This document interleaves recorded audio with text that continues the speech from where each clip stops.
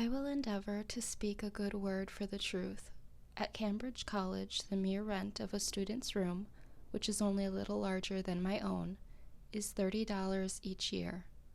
Though the corporation had the advantage of building 32 side by side and under one roof, and the occupant suffers the inconvenience of many and noisy neighbors, and perhaps a residence in the fourth story, I cannot but think that if we had more true wisdom in these respects, not only less education would be needed, because, forsooth, more would already have been acquired, but the pecuniary expense of getting an education would in a great measure vanish.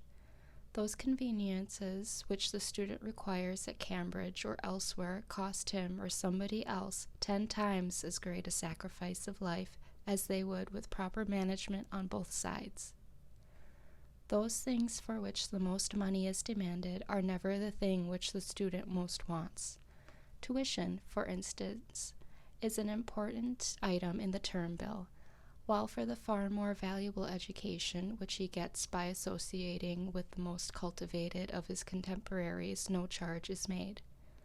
The mode of founding a college is, commonly, to get up a subscription of dollars and cents, and then, following blindly the principles of a division of labor to its extreme, a principle which should never be followed but with circumspection, to call in a contractor who makes this a subject of speculation, and he employs Irishmen or other operatives actually to lay the foundations, while the students that are said to be fitting themselves for it, and for these oversights successive generations have to pay. I think that it would be better than this for the students, or those who desire to be benefited by it, even to lay the foundation themselves. The student who secures his coveted leisure and retirement by systematically shirking any labor necessary to man obtains but an ignorable and unprofitable leisure, defrauding himself of the experience which alone can make leisure fruitful. But, says one, you do not mean that the student should go to work with their hands instead of their heads? I do not mean that exactly, but I mean something which he might think a good deal like that. I mean that they should not play life or study it merely, while the community supports them at this expensive game, but earnestly live it from beginning to end. How could youths better learn to live than by at once trying the experiment of living? Methinks this would exercise their minds as much as mathematics. If I wished a boy to know something about the arts and sciences, for instance, I would not pursue the common course, which is merely to send him into the neighborhood of some professor, where anything is professed and practiced but the art of life. To survey the world through a telescope or a microscope, and never with his natural eye, to study chemistry and to learn how his bread is made, or mechanics, and not learn how it is earned, to discover new satellites to Neptune, and not detect the motes in his eyes, or to what vagabond he is a satellite himself, or to be devoured by the monster that swam all around him, while contemplating the monsters in a drop of vinegar. Which would have advanced the most at the end of the month, the boy who had made his own jackknife from the ore which he had dug and smelted, reading as much as would be necessary for this, or the boy who had attended the lectures on metallurgy at the Institute in the meanwhile, and had received a Rogers penknife from his father? Which would be most likely to cut his fingers? To my astonishment, I was informed on leaving college that I had studied navigation. Why, if I had taken one turn down the harbor, I should have known more about it. Even the poor student studies and is taught only political economy, while the economy of living, which is synonymous with philosophy, is not even sincerely professed in our colleges. The consequence is that while in reading Adam Smith, Ricardo, and Say, he runs his father in debt irretrievably. As with our colleges, so with 100 modern improvements. There is an illusion about them. There is not always a positive advance.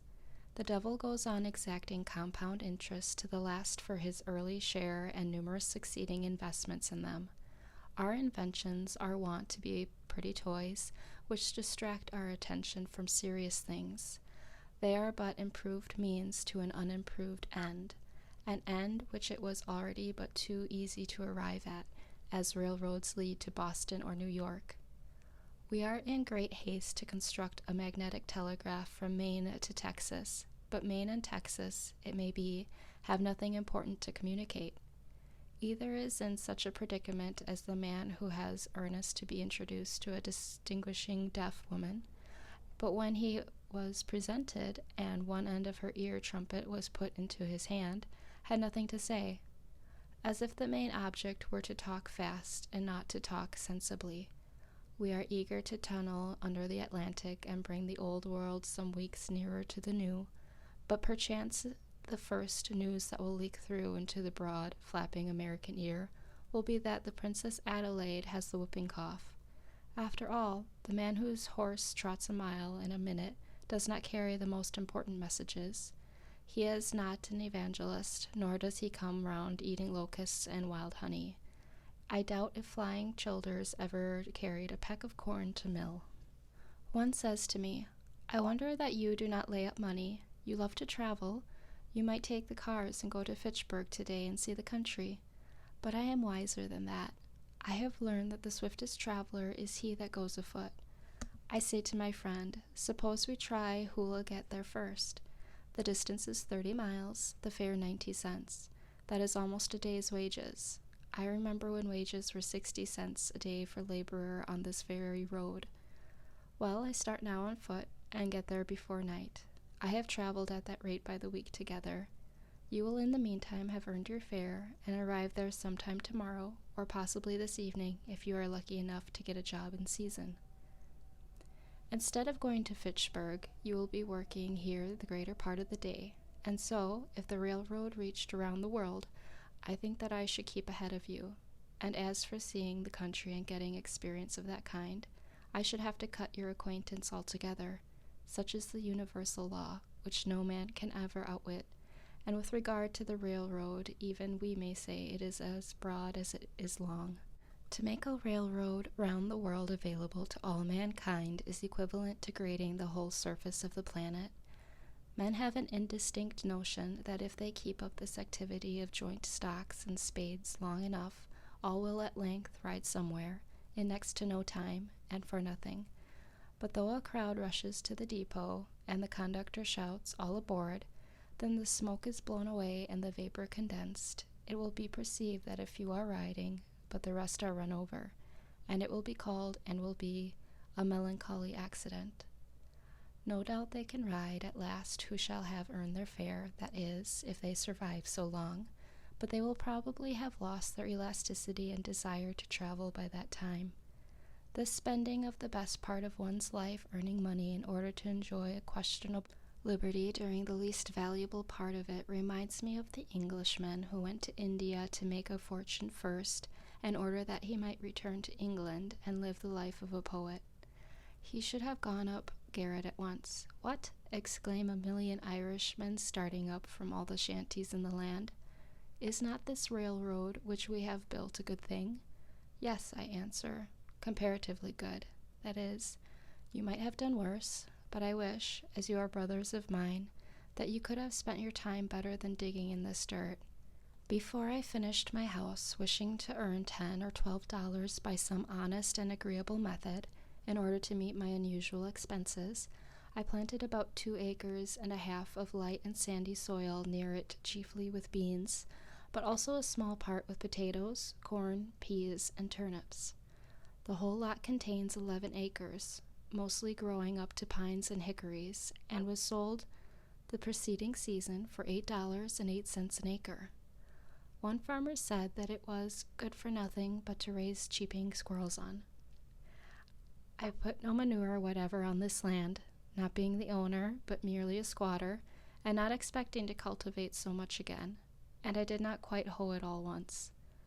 I got out several cords of stumps in plowing, which supplied me with fuel for a long time, and left small circles of virgin mold, easily distinguishable through the summer by the greater luxuriances of the beans there. The dead and the most part unmerchantable wood behind my house, and the driftwood from the pond, have supplied the remainder of my fuel. I was obliged to hire a team and a man for the plowing, though I held the plow myself. My farm outgoes for the first season were, for implements, seed, work, etc., $14.72 plus. The seed corn was given me. This never costs anything to speak of, unless you plant more than enough. I got 12 bushels of beans and 18 bushels of potatoes, besides some peas and sweet corn. The yellow corn and turnips were too late to come to anything. My whole income from the farm was $23.44, deducting the outages, $14.72 plus. There are left $8.71 plus.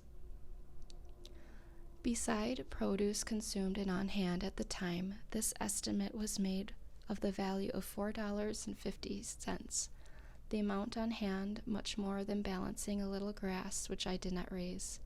All things considered, that is, considering the importance of a man's soul and of today, notwithstanding the short time occupied by my experiment, nay, partly even because of its transient character, I believe that was doing better than any farmer in Concord did that year. The next year I did better still, so I spaded up all the land which I required, about 1/3 of an acre, and learned from the experience of both years, not being in the least awed by many celebrated works on husbandry, Arthur Young among the rest, that if one would live simply and eat only the crop which he raised, and raise no more than he ate, and not exchange it for any insufficient quantity of more luxurious and expensive things, he would need to cultivate only a few rods of ground, and that it would be cheaper to spade up that than to use oxen to plow it, and to select a fresh spot from time to time than to manure the old, and he could do all this necessary farm work, as it were, with his left hand at odd hours in the summer, and thus he would not be tied to an oxen or horse or cow or pig, as at present. I desire to speak impartially on this point, and as one not interested in the success or failure of the present economical and social arrangements. I was more independent than any farmer in Concord, for I was not anchored to a house or farm, but could follow the bent of my genius, which is very crooked one, every moment. Beside being better off than they already, if my house had been burned or my crops had failed, I should have been nearly as well off as before. I am wont to think that men are not so much the keepers of herds as herds are the keepers of men. The former are so much the freer. Men and oxen exchange work, but if we consider necessary work only, the oxen will be seen to have greatly the advantage. Their farm is so much the larger.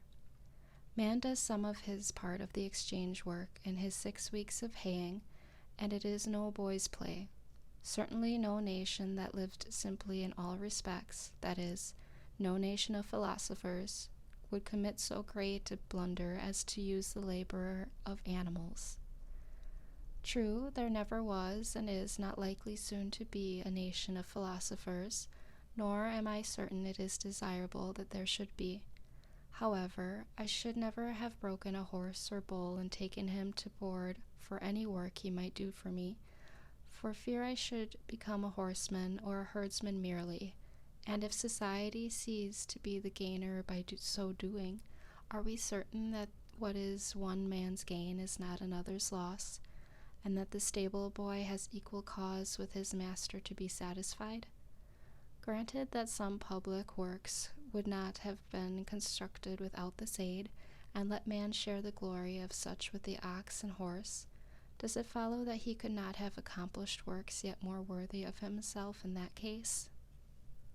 Begin to do, not merely unnecessary or artistic, but luxurious and idle work, with their assistance, it is inevitable that a few do all the exchange work with the oxen, or, in other words, become the slaves of the strongest.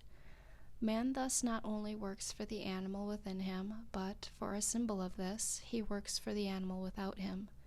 Though we have many substantial houses of brick or stone, the prosperity of the farmer is still measured by the degree to which the barn overshadows the house.